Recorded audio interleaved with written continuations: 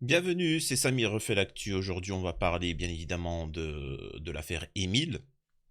Et il y a plusieurs sujets que j'aimerais revenir. Les parents d'Émile se sont exprimés en laissant un message par leur biais de leur avocat. Donc ils se sont exprimés, hein, on va voir ce qu'ils ont dit. On va voir un petit peu tout ce qui entoure, les nouveautés, les choses assez étranges, hein, comme la randonneuse qui a retrouvé le petit Émile, en tout cas le crâne, et qui l'aurait pris à main nue, etc. Bon, on va revenir là-dessus. C'est vrai que c'est assez particulier, mais je suis désolé, on nous prend pour des idiots. On nous prend pour des idiots. Parce que je vais vous montrer certains éléments. euh, D'où c'est parce que c'est important de comprendre où a été retrouvé le petit Émile.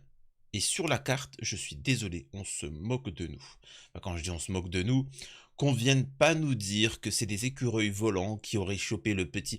Non, c'est pas, c'est-à-dire que c'est carrément presque dans le village, quoi. C'est dans le truc, quoi. Bon, bref, on va revenir là-dessus. Il y a d'autres aussi éléments que j'aimerais vous parler concernant l'analyse des ossements, mais malheureusement, je suis obligé de revenir sur Bruno Attal, qui était un ancien policier. Euh, bon, il y a une certaine tendance, hein, on va pas se le cacher, et, euh, et qui a profité du drame d'Émile pour faire passer son idéologie. Et c'est juste ignoble. J'ai pu le constater moi-même dans les messages, et ça je vous l'ai dit et j'avais prévenu. Autant sur certains sujets on peut discuter, comme sur la mère d'Émile. Il faut savoir que la mère d'Émile, il s'est passé quelque chose, et il y en a beaucoup qui ne comprennent pas, et limite même, hein, qui, entre guillemets, la soupçonnent. Ce qui est complètement fou là-dessus. Mais bon, bref, on va voir pourquoi. Là, je veux bien entendre, mais je vais vous expliquer en quoi vous avez tort. Mais récupérer la mort du petit juste pour vendre son idéologie haineuse, c'est inacceptable. Donc on va revenir là-dessus malheureusement, et moi je l'ai vu dans mes vidéos, hein, en commentaire, beaucoup de gens qui ont la haine, qui sont racistes, hein, tout simplement, hein, et qui laissent des commentaires qui n'ont strictement aucun sens, aucun rapport avec le petit Émile. Ça, c'est des gens qui n'ont plus d'humanité. Faut pas discuter avec eux, faut les bannir, faut les bloquer. Au revoir. Donc voilà. Avant de démarrer, je vous invite à vous abonner, laisser un commentaire, liker, partager. Vous connaissez la chanson, me rejoindre sur les réseaux sociaux, mes chaînes secondaires. De toute façon, tout est en description ou en message épinglé. Et voilà, tout simplement. Donc, alors, on va pouvoir démarrer. Est-ce qu'on commence avec Bruno Attal? On va commencer avec Bruno Attal. Comme ça, une fois que ça c'est fait, on va pouvoir rentrer vraiment dans le vif du sujet. Et voilà, l'ignoble, on rentre dans l'ignoble et après on revient dans le sérieux. Alors, Bruno Attal qui envoie un message. Il était blond aux yeux bleus, d'une famille catholique. Il n'était pas palestinien. La France islamiste de Mélenchon, Porte, Guiraud, Panot, Soudeyss, Caron n'ont pas un mot pour le petit Émile, dont les ossements ont été retrouvés dans le Haut-Vernay. Condoléances à sa famille. Ignoble, dégueulasse. Qu'est-ce que vous voulez répondre à ça? Est-ce qu'il a parlé de l'affaire Loana, cette petite gamine qui a été chopée par Jean-Baptiste, hein, qui l'a ramenée dans un bar abandonné et qui l'a fait ce qui s'est passé avec Lola? On en a parlé juste un jour dans les médias. Est-ce qu'il en a parlé, lui? Je rappelle que lui et sa bande, c'est-à-dire Zemmour, etc., avaient expliqué que si ce n'est pas un OQTF, ils ne parleraient pas de ces affaires-là. Ce sont leurs propos. Ces gens-là n'essayent pas de lutter contre la pédo. Ils ne luttent pas contre les crimes ou tout ça. Eux, ça les dérange pas, ces choses-là. Eux, ce qui les dérange, c'est l'islam. On va pas se le cacher, hein, c'est factuel. Et moi, pour répondre à Bruno Attal, parce que malheureusement, après, on peut pas lui en vouloir, hein, parce qu'intellectuellement, c'est pas non plus, bah, voilà, c'est pas le couteau le plus affûté du. Mais j'aimerais juste montrer c'est quoi un Palestinien, plus précisément une Palestinienne, parce qu'il sait pas ce que c'est les Palestiniens, tu vois. C'est pas ses amis. Lui se prétend être juif. De toute façon, maintenant tout le monde se prétend être juif. C'est ce que tu veux. Ça, ça, Bruno Attal, ça, être palestinienne, ça, Bruno Attal. Faut qu'ils comprennent que Bruno Attal, ça, c'est palestinien. Hein, c'est différent. Donc, regardez le témoignage d'une palestinienne, d'une enfant, un tout petit peu plus âgée que Émile, et regardez ce qu'elle subit. Et là, par contre, est-ce qu'on peut désigner qui fait ça, hein? Qui fait du mal à cette petite? On est d'accord que ceux qui s'attaquent à des enfants comme Émile, c'est ignoble. Donc moi, j'aimerais savoir qui s'attaque à des dizaines de milliers d'enfants. Bruno Attal. اليهود تصدر الروضة عشان بتمشي نلعب فيها سحان. أنا بحب روضة المسبح كتير. Donc là, elle explique qu'elle a la maternelle, elle joue au truc à la maternelle, etc., mais qu'elle n'y va plus parce que les Israéliens ont bombardé la maternelle. Elle est blonde aux yeux bleus.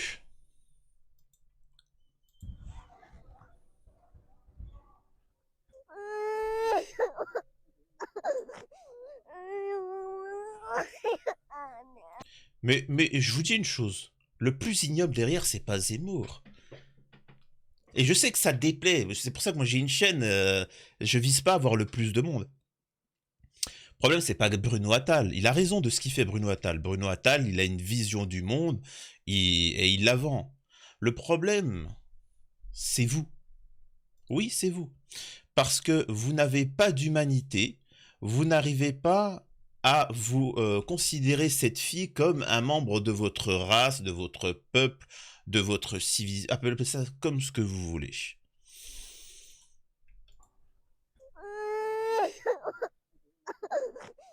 Voilà. Voilà ce qui mérite, selon eux, d'être génaux.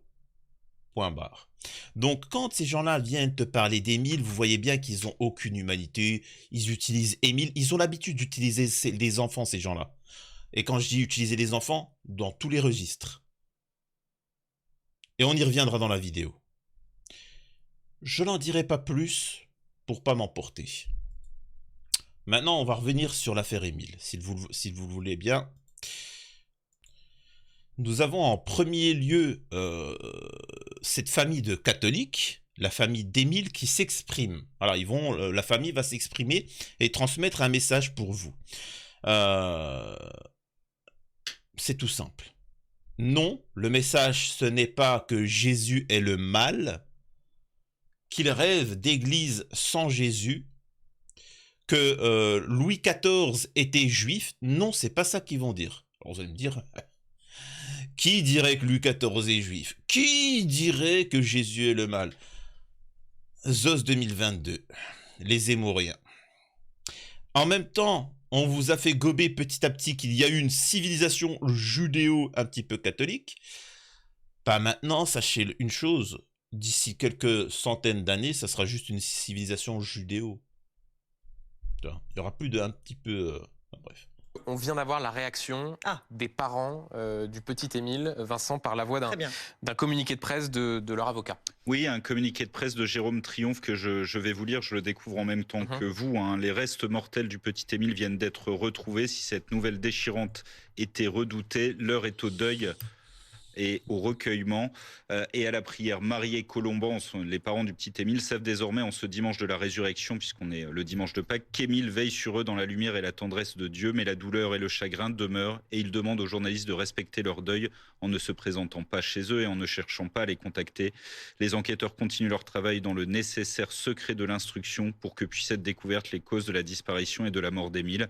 Marie et Colomban tiennent à remercier l'ensemble de ceux qui les ont aidés et soutenus, ainsi que les juges d'instruction et les enquêteurs pour leur travail, leur professionnalisme. Il n'y aura pas d'autres déclarations. Voilà ce que dit... Franchement, la mère s'exprime de manière sensible, humaine, réelle, hein, comme n'importe qui d'entre nous, sauf certains, se comporterait face à une disparition comme celle-ci. Après, j'aimerais revenir sur certains propos qui ne sont pas, qui ne sont pas méchants, qui ont été dits. Vous avez le droit de le dire, parce que là, c'est pas une récupération comme certains, mais il y en a qui auraient dit Et je sais même pas parce que je j'ai pas encore vu l'information, machin, mais il y en a beaucoup qui m'ont dit que, la mère d'Émile, le la mère, serait enceinte. Ouais et alors? Ouais, mais bon, c'est quand même bizarre, le petit Émile. Alors, je vais vous dire une chose, ça va la poursuivre jusqu'à la fin de sa vie.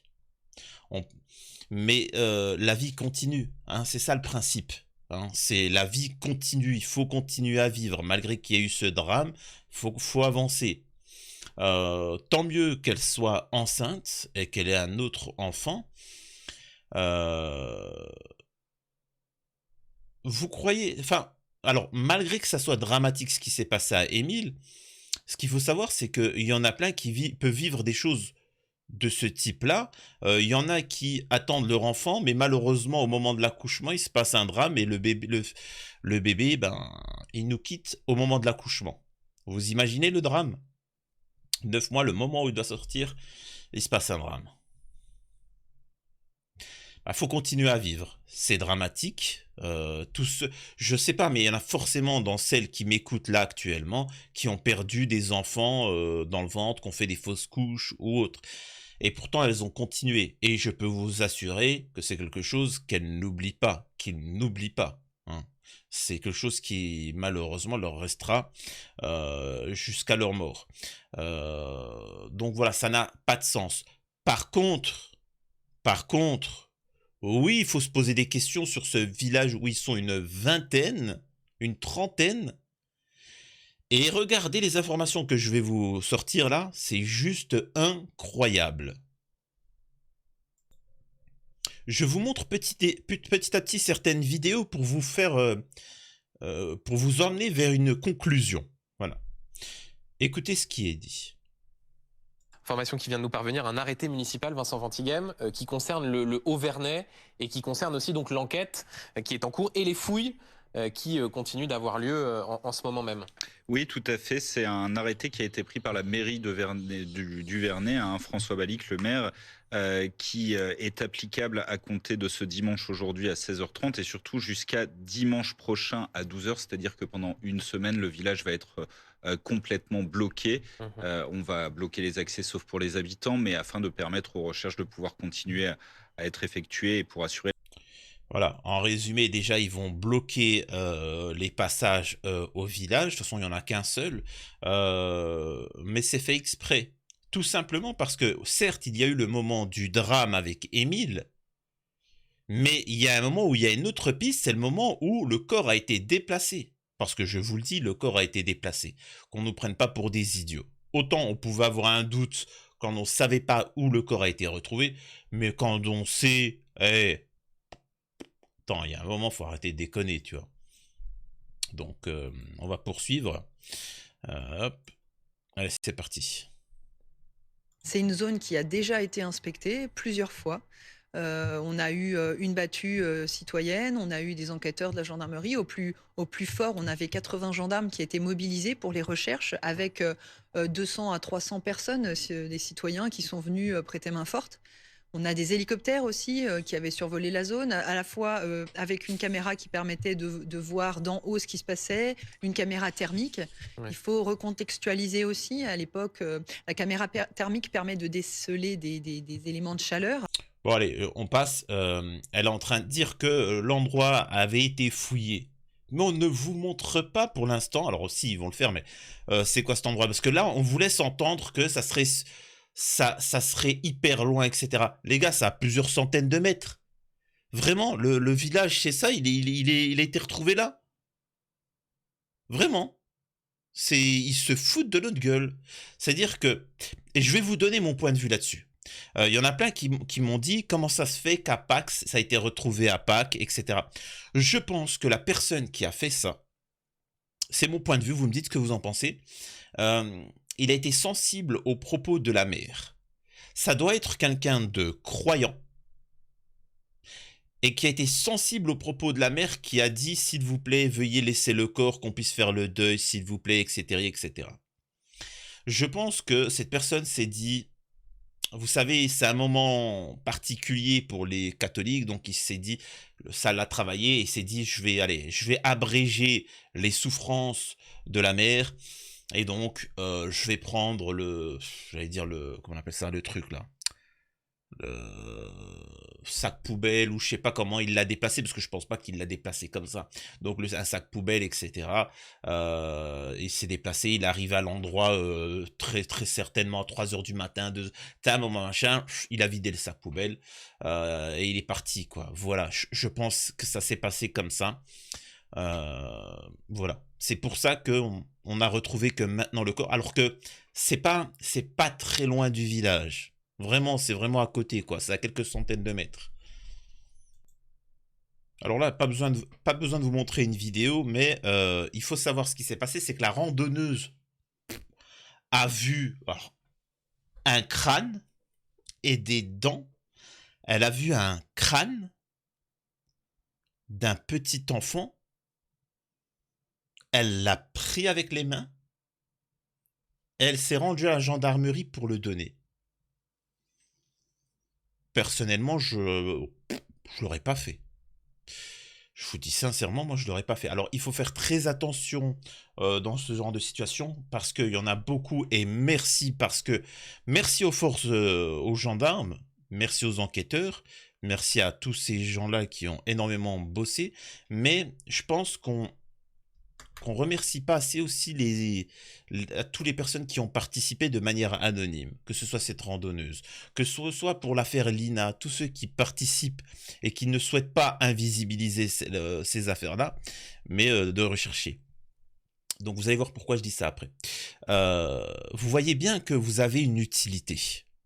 Donc ne lâchez rien, mais faites attention à ne pas non plus, dans la précipitation, gâcher des indices, des preuves, des choses comme ça. Donc quand vous voyez quelque chose de vraiment inquiétant, voilà, n'hésitez pas à prévenir la gendarmerie. Oh, je viens de voir un truc qui est bizarre. Voilà, n'hésitez pas. Et au-delà de ça, là, il y a un propos qui est juste magistral de cette avocate-là. Écoutez ce qu'elle dit. Hein. N'en déplaise à ceux qui ne me croient pas quand je dis ça. Il y avoir sans doute, dans le cadre de l'enquête, je rappelle que vous êtes avocate en pénal, sans doute des auditions de tous ceux qui avaient été entendus pendant près de 9 mois, les habitants du Haut-Vernay. Ça change la donne. Évidemment, peut-être des langues vont-elles se délier, peut-être des choses vont être dites qui n'ont pas été dites pendant ces 9 mois. Est-ce que c'est un hasard ou pas qu'il y ait eu cette reconstitution, on peut dire sans... Déjà, bonne question. Est-ce que c'est un hasard qu'on retrouve ça week-end de Pâques, dimanche de Pâques, quelques jours après cette fameuse reconstitution? Hasard, je sais pas. Moi, je suis quelqu'un qui ne croit pas au hasard, hein, bien évidemment, mais... Sans auteur. C'est quand même bizarre que juste après, il se passe cela, cette découverte horrible. Et je voulais juste préciser quelque chose comme c'est important, que le message des parents et de la famille, c'est que bien sûr, nous avons ici sur le plateau une pensée vraiment pour cette famille, et bien sûr que tout sera respecté les concernant. Par contre, pourquoi je suis ici sur ce plateau, c'est aussi parce que je pense que c'est nationalement, c'est un deuil national.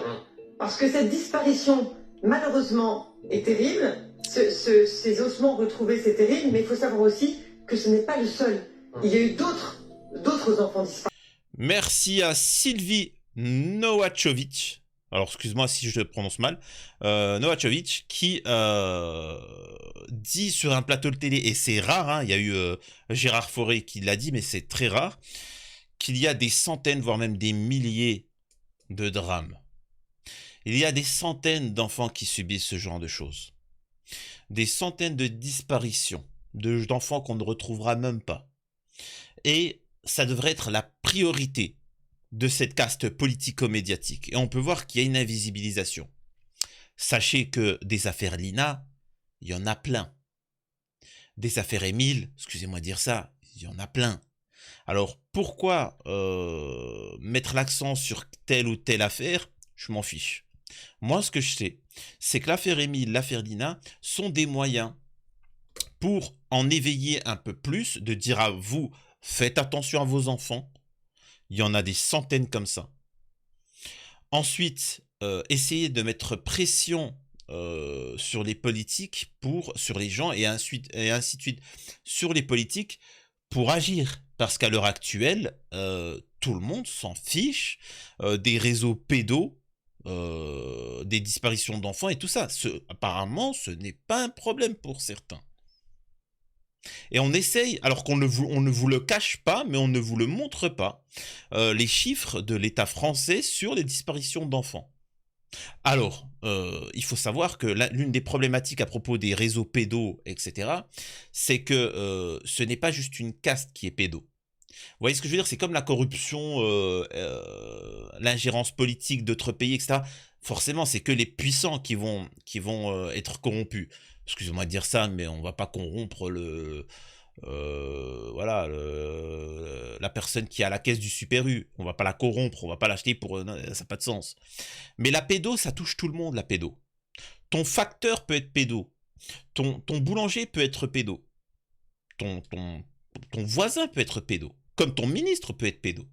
Comme le juge peut être pédo. Comme tout le monde peut être pédo. Vous voyez ce que je veux dire? Et c'est pour ça que quand tu essayes de lutter contre ça, tu as plein de choses qui viennent qui te... Et regardez en commentaire, tu vois. Il y en a plein qui vont se montrer, tu vois. Qui vont essayer d'invisibiliser l'affaire, étrangement. Et qui rêveraient de pouvoir continuer comme auparavant, etc. Et qu'ils ont peur que vous vous réveillez et que vous décidiez de sévir face aux pédos. Et ça, ils en ont très peur. Et écoutez la suite de cette demoiselle. Ça il n'y a pas si longtemps que ça, dont on a retrouvé les ossements. C'est pas un phénomène rare. Et il est temps maintenant qu'un dispositif légal intervienne de façon extrêmement efficace. Et vraiment, je pense qu'il devrait y avoir une réforme sur le fait que ça ne doit pas être une opportunité de la part du procureur de la République, mais une obligation. Quand un enfant de cet âge disparaît, eh bien, on met tout en œuvre. Oui, je rappelle que les conditions de l'alerte enlèvement, dans le cas d'espèce, n'étaient pas réunies. C'est pour ça que vous avez...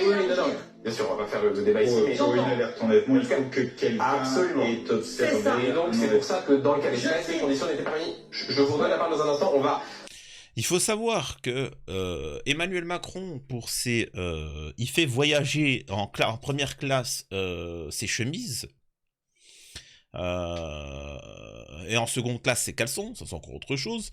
Par contre, encore une fois, si votre enfant de 2 ans disparaît, s'il n'y a personne qui l'a vu se faire kidnapper, normalement il n'y a pas d'alerte enlèvement. Rappelez-vous, avec l'affaire Émile, au début, alors que c'est exceptionnel, hein, l'affaire Émile, c'est vraiment, ils l'ont mis en avant comme ça, mais rappelez-vous, au début, on nous avait expliqué que c'était un baroudeur à 2 ans, il aimait bien bivouaquer, tu vois, et il aimait bien voyager, c'était un petit globe-trotter. Les mecs, il a 2 ans, quoi, hein. Il vient tout juste d'apprendre à marcher, le mec, il faut arrêter. Faut arrêter de nous prendre pour des idiots. Ensuite, des écureuils de la forêt, les animaux du bois de Katsu, le rez-de-chaussée. Enfin, tout ça, c'est il y a une problématique là-dessus et il faut vraiment travailler là-dessus sur les enfants. C'est ce qu'il y a plus de sacré. Et d'ailleurs, c'est pour ça qu'ils s'y attaquent. Et c'est pour ça qu'il faut les protéger. Mais bon. Donc là, on nous parle de la zone où on a retrouvé le crâne. Alors que l'on voit sur ces images, toujours ces images en direct du Haut-Vernay, ce camion de gendarmerie et cette zone qui est bloquée. Boris Calama, vous qui êtes allé au Haut-Vernay, vous voyez à peu près où c'est par rapport au centre du hameau? On est à la sortie donc, du village du Vernay. À partir de la barrière, il reste 2 km pour accéder au hameau. C'est la seule route goudronnée qui permet donc d'accéder dans ce hameau. Ce hameau, c'est en cul-de-sac. On y vit en quelque sorte à huis clos. 25 habitants. Je vais vous montrer la carte maisons, essentiellement des maisons secondaires. Et lorsqu'on arrive là-haut au Vernay, eh bien, il n'y a pas beaucoup d'issues, mis à part cette route. Il y a un chemin de terre qui passe derrière le hameau, depuis le col du Labouré. On avait pu le prendre à plusieurs reprises avec Célia Vallée sur place. Et donc, ces images c'est la maison... la résidence secondaire de la famille d'Émile. On est sur la partie haute de ce hameau avec cette falaise où se trouve la cabane du petit Émile. Les Petits Pointillés, c'est donc la rue principale qui permet de monter à ce hameau à 1200 mètres d'altitude. Il y a une autre route. Alors, voilà. Ça, c'est la route pour accéder... Attendez, je regarde si vous voyez bien. Voilà. Ça, c'est la seule route pour accéder à ce coin-là. Ok? Ils sont une vingtaine d'habitants. Là, c'est une voie sans issue. Tu peux pas avancer plus loin. Donc, on n'y va pas par hasard, tu vois. Là, pareil, c'est une voie sans issue. Donc, en fait, il n'y a que ça. Et là, il y a une sorte de petite chapelle ou je sais pas quoi, où la famille s'est réunie. À votre avis, on a retrouvé le corps où? À 25 km, super loin? Apparemment, on aurait retrouvé le corps ici. Donc, on se fout de notre gueule, sachant qu'on a été des centaines à fouiller, mais sur une zone immense. Et on nous dit que le petit, en fait, depuis 1 an, il est là. Voilà, il est là. C'est-à-dire que tous ceux qui étaient là, tu vois, tous ceux qui étaient, même tous, en fait, toutes les maisons, il suffisait qu'ils ouvrent la fenêtre et ils pouvaient voir le petit Émile. Depuis 9 mois. Donc, qu'on arrête de nous dire que un animal est venu, que peut-être il était là, la piste de l'accident. Non, non, non, non, non, non. Il a été placé là. Donc, encore une fois, ça confirme bien que c'est quelqu'un qui est dans le secteur. Donc, encore une fois, va falloir tous les travailler au corps, juste qu'il y en a un qui balance. Et il n'y a aucun, il n'y a aucun innocent. Tout le monde est suspect. Ce n'est pas... Il y a un coupable, bien évidemment, mais pour l'instant, tout le monde est suspect. Et il faut les traiter comme tels. C'est aussi simple que ça. Qu'on ne nous prenne pas pour des idiots. Avec une voie sans issue qui longe la chapelle Saint-Pancrace. Et là, le chemin de terre, donc avec les pointillés bleus, chemin de terre qu'on prend depuis le col du Labourie, de l'autre versant de la montagne. Donc je le disais, 25 habitants, une trentaine de maisons, un endroit paisible. Il y a une cage de lapin qui se situe à côté du lavoir. C'est un endroit qu'affectionnait particulièrement le petit Émile. Il avait tendance à y aller régulièrement. On sait que le petit Émile, il avait aussi tendance à se balader tout seul dans ce hameau. Il y a peu ou pas de personnes extérieures, on vit vraiment dans une sorte de... Oui, bon, en même temps, c'est un petit parc, quoi. C'est isolé, c'est un petit parc, ils sont une vingtaine. Tu sais, on explique que c'est un baroudeur. Non, les gars, en fait, il y a juste une vingtaine d'habitants. C'est isolé, il n'y a rien aux alentours. Donc oui, donc les gars, c'est pas un hasard, surtout que je rappelle que le petit Émile, d'un seul coup, on n'a plus de traces. C'est-à-dire qu'en fait, c'est pas qu'on n'a plus de traces, on a des traces d'Émile, mais dans le secteur. C'est-à-dire qu'on n'a pas de traces loin, etc. Donc en fait, il est resté ici depuis le début. Ça veut dire aussi une chose, c'est que pendant 9 mois, le corps d'Émile était dans l'une des maisons, dans un truc comme ça.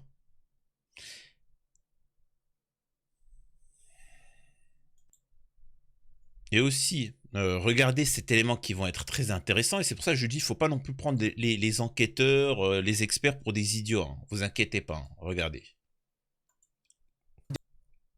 L'expertise a d'abord été confiée à un anthropologue de l'IRCGN, l'anthropologue qui est un spécialiste des eaux chargé de faire les premières constatations. Il a pu recueillir de nombreux éléments, des éléments d'ailleurs précieux pour la suite de l'enquête. Puis ça a été des experts en biologie génétique qui sont intervenus une longue partie de la nuit pour voir si l'ADN présent sur les os était l'ADN donc du petit Émile. Et puis ils ont rendu leurs conclusions en toute fin de nuit, début de matinée. Et il s'avère effectivement qu'il s'agissait du crâne mais aussi des dents du petit Émile. Concernant la suite maintenant des investigations et des expertises, eh bien ça va dépendre des demandes des juges d'instruction. Oui, mais bon.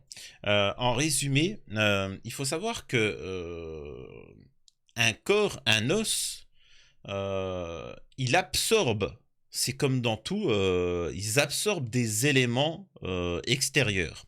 Ce qu'il faut comprendre, c'est que les experts seront capables de te dire si l'os... Ben bien évidemment, s'il y a des blessures avec une arme contondante, etc., ainsi de suite. Mais il sera capable aussi de te dire combien de temps le squelette, les os sont restés dehors dans la nature.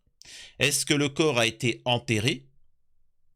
Est-ce qu'il est resté... Ben là, il était mis comme ça à la nature. Donc forcément, ça va absorber certains éléments, etc. Et donc, ils seront capables de te dire... L'intérêt, c'est quoi?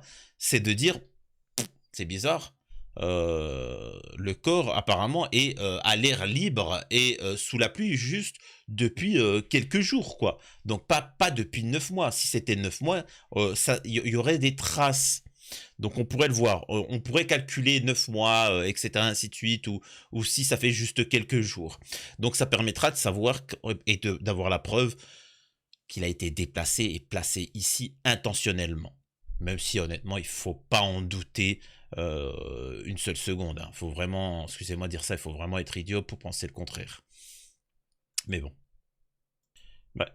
Bah écoutez, je vous montre l'autre extrait qui est plus explicite et on nous prend vraiment pour des cons. Vous me dites, hein? Eh bien qu'Émile, il aimait se rendre. La maison des grands-parents d'Émile. Puisqu'il affectionnait tout particulièrement les lapins. Et puis un peu plus haut, au-dessus de la maison, la cabane que Émile a construite donc avec ses oncles et ses tantes. Ses oncles et ses tantes, ils sont adolescents. Et puis tout en bas, il y a la chapelle Saint-Pancras. C'est dans cette zone que les ossements et le crâne d'Émile ont été retrouvés. Cette chapelle... On se fout de notre gueule. On est en train de nous dire que, encore une fois, le petit Émile a été retrouvé là, normal, ça va. Je vais faire exprès de faire le Marseillais. On l'a retrouvé, non, c'est bon, il était dans le salon. Il était dans le salon de la maison. Oh, on a cherché sur des kilomètres, des dizaines de kilomètres. On est parti dans le sud, à l'étranger, on en a cherché partout. Et on nous explique qu'il était à une centaine de mètres, 200 mètres. Non, les gars, je sais pas pourquoi on pose la question de savoir si c'est... Je pense que la personne qui a fait ça a eu des remords et a voulu accéder un peu à faire le deuil de la mère, c'est-à-dire au moins donner une preuve que l'enfant est décédé. Je pense que c'est juste ça. Maintenant, reste à savoir qui est cette personne et qu'il soit arrêté, point barre. Et on passera après à une autre affaire et il faudra rien lâcher jusqu'à que la loi, la justice, les forces de l'ordre aient plus de moyens et aussi des sanctions dissuasives. Bref, en tout cas voilà pour l'actualité.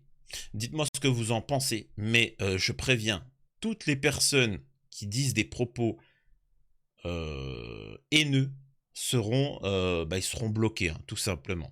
Maintenant, vous avez le droit d'échanger, vous avez le droit d'avoir vos théories, vos suppositions. Vous avez totalement le droit, faites-vous plaisir. On échange, mais poliment. Très important. Prenez soin de vous, Samy refait l'actu. J'ai oublié, j'ai un nouveau générique. Vous me dites ce que vous en pensez et alors peut-être que je le changerai sur cette chaîne-là ou l'autre chaîne secondaire, mais vous me direz.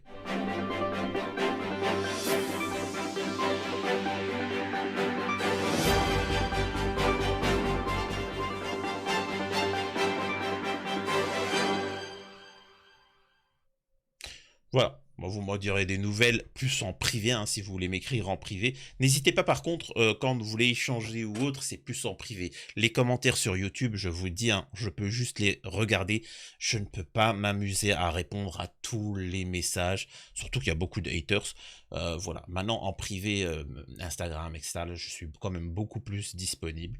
Donc voilà. Mais en tout cas, vraiment, ce qu'il faut retenir à propos de l'affaire Émile, c'est faites attention à vos enfants. Ça n'arrive pas qu'aux autres. Il y en a plein à qui ça arrive. Donc faites attention. N'écoutez pas les gens qui vous disent « Mais non, c'est rarissime, il doit y en avoir 2, 3. » Non, c'est des milliers. À la prochaine.